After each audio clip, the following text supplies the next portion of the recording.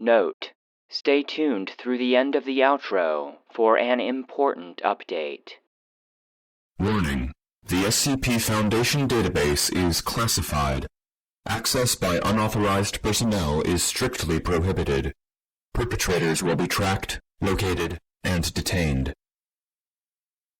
Item Number: SCP-120. Object Class: Safe. Special Containment Procedures. Due to its importance to the Foundation, SCP-120 is to be kept under video surveillance and armed guard at all times. Any personnel attempting to utilize the item without authorization are to be terminated immediately. All personnel wishing to use the item are required to submit a filled copy of the application form, document number 120-23, to facility operators. Due to the precise timing and coordination required for efficient use of this object in an emergency, all personnel entering SCP-120's building are placed under temporary command of the facility heads, Captain Redacted. Security Detachment L4, and Dr. Redacted. Research Team L4. All destination locations are to be kept under surveillance and armed guard. They are valuable to the Foundation, though non-critical, but any compromised destination must be immediately reported to SCP-120 personnel. Distributed Task Force Sigma-6, Puddle Jumpers, was created with the objective of protecting and maintaining SCP-120's facility and location outposts. It consists of one command unit and one defense and maintenance unit based at the SCP-120 facility at command. Redacted. 5 units based at the destination locations, plus 5 reserve units for these, and 5 units assigned to other SCP-120 related projects. Description: SCP-120 appears to be a small child's paddling pool, pastel pink in coloration, with an inner diameter of approximately 2.5 meters and inner height of 0.3 meters.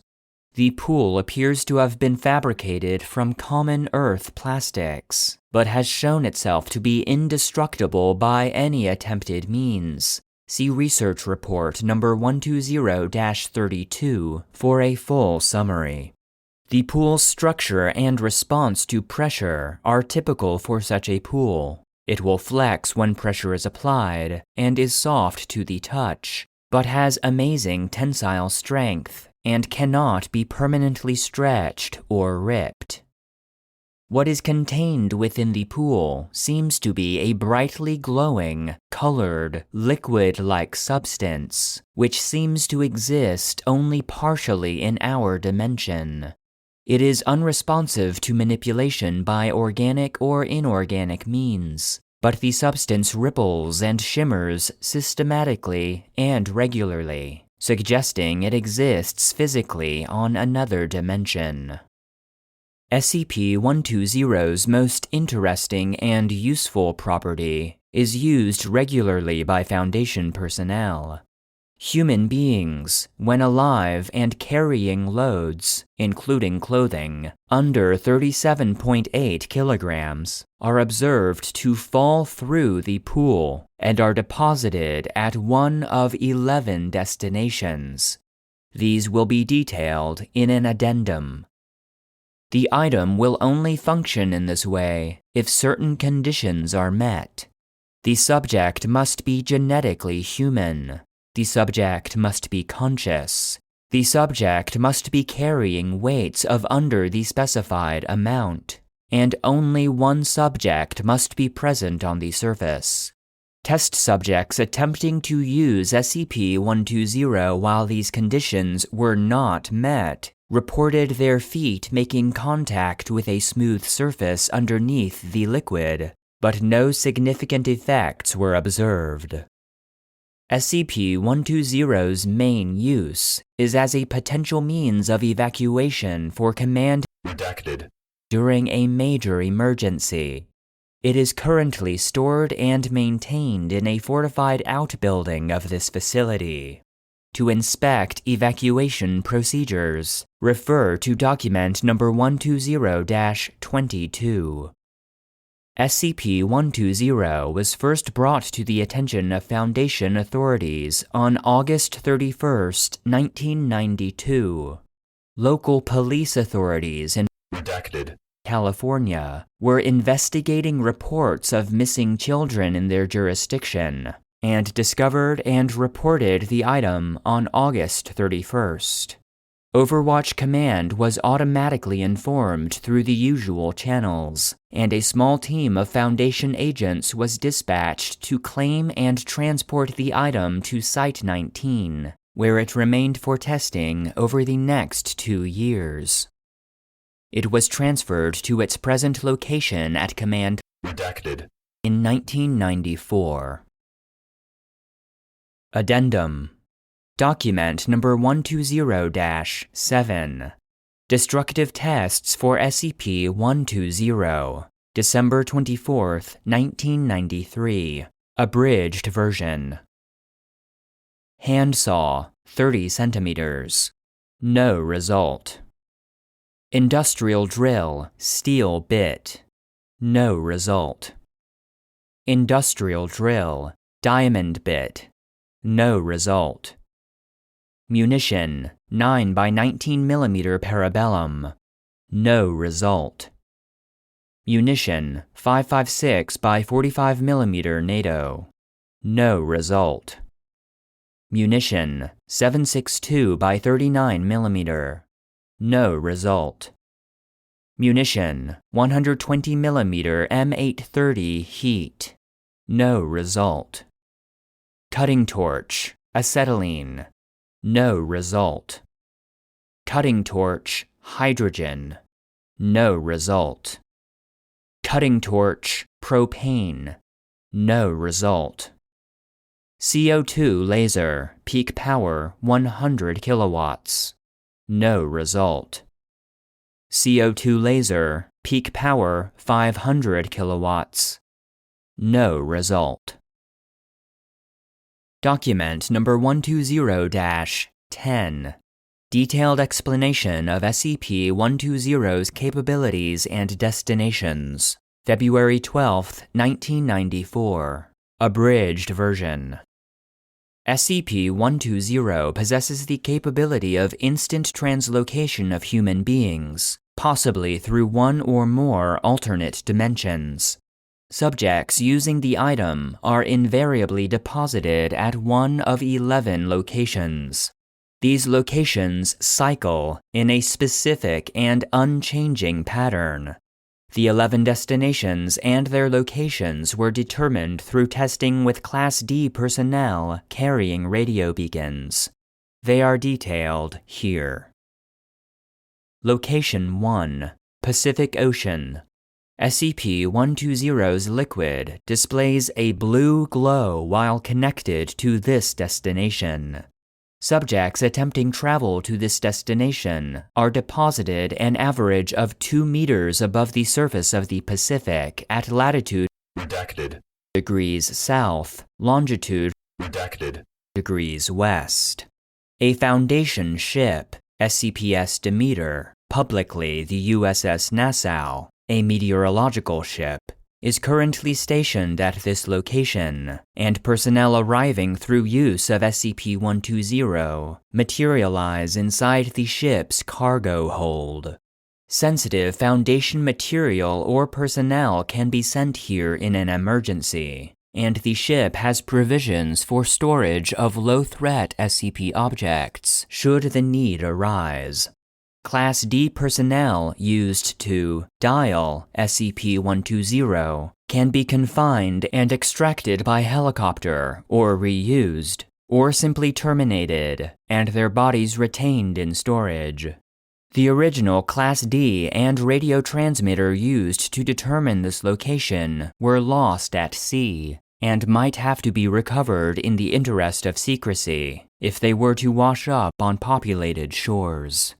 This configuration of SCP-120 was arbitrarily designated as number 1 and has no observable significance above other configurations. Destinations 2 through 11 follow in sequential order after this configuration and return to it after a full cycle. Travel by SCP-120 to this location is not advisable during storms due to risk of injury. Location 2, Greenland. SCP-120 displays a bright white glow while dialed to this destination. Subjects traveling to this destination materialize 1.5 meters above the surface of Greenland at latitude Redacted. degrees north and longitude Redacted. degrees west. A small facility was established here under the public pretense of oil industry expansion. This facility has similar capabilities and use to the Demeter, and is additionally equipped with an airstrip and refueling facilities. Location 3, L3. Located at the Earth-Moon Lagrange point 3. The SCP displays a deep black color. Objects and personnel sent through the SCP to any Lagrange point, locations 3, 5, 8, 10, and 11, are effectively lost, as retrieval is impossible at our current level of technology. They may prove a possible way to remove small but threatening SCP objects, but for now are merely an inconvenience, as sacrifice of D-Class personnel is required to move the SCP to its next configuration. Location 4, Himalayas. SCP-120 displays a white glow similar to when it is dialed to location 2. Materialization occurs at latitude Redacted. degrees north, longitude Redacted. degrees east, on a mountain in the Himalayan mountain range. Only minor changes have been made to the destination. The digging of an 8-meter hole for disposal of D-Class bodies, an overhead canopy for concealment, and supplies and tenting for evacuation to this location, which should only take place in extreme circumstances. D-Class personnel used for dialing are to be injected with a mixture of sedatives and neurotoxin before sending, to ensure a humane death and decrease risk of damage to the structures at Location 4. Location 5, L5. Located at Earth-Moon Lagrange point 5. Identical to Location 3. Location 6, Sahara. SCP-120 will glow yellow. Personnel materialize at latitude Redacted. degrees north, longitude Redacted. degrees east in a small outpost.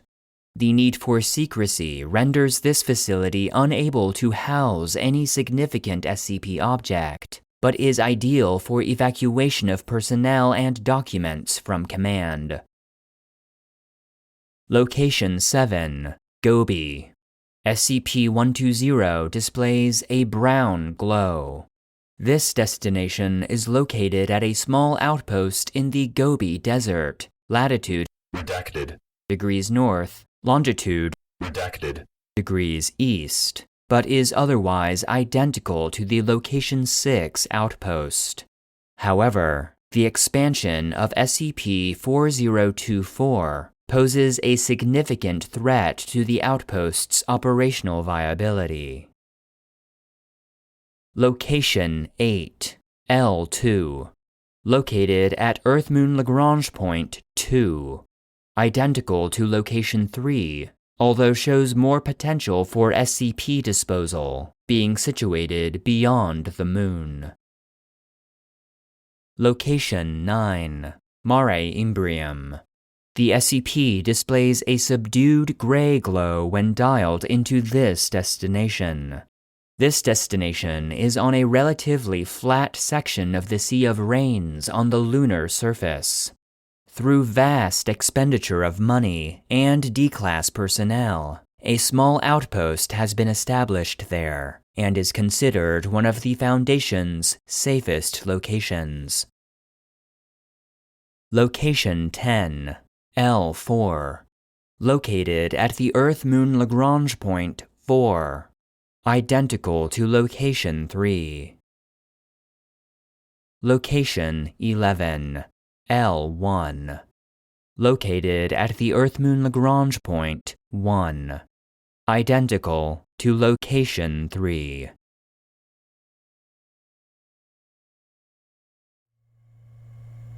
End of file. The SCP Foundation database is produced and narrated by Joshua Alan Lindsay, and SCP-120, Teleporting Paddling Pool, was written by an unknown author. Support for the database is solely provided by our patrons on Patreon. Please consider supporting the show at patreon.com/the SCP Foundation database to gain access to exclusive benefits, including bonus content, joke SCPs, merch, the ability to request episodes, and an invite to our private Discord server. If you enjoy the database, consider leaving a rating or review, and stay connected by following any of our social media profiles. Links can be found in the episode description. Update. The SCP Foundation database will again be taking a leave of absence in January and February of 2024.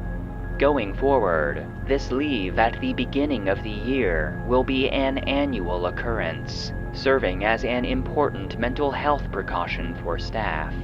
Note that the Patreon will continue to be active during these breaks in our release schedule, and patrons will continue to receive bonus content throughout January and February. All listeners can expect to receive one more episode on this channel before our break begins. The database thanks you for your time and understanding.